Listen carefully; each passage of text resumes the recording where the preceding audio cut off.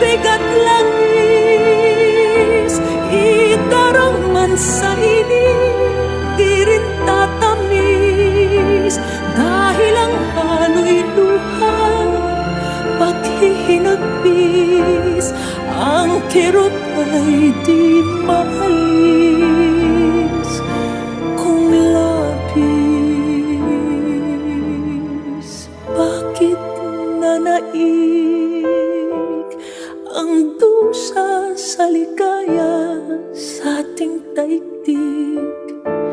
May dasal ba akong hindi niya narinig? Papel natin sa pag-ibig.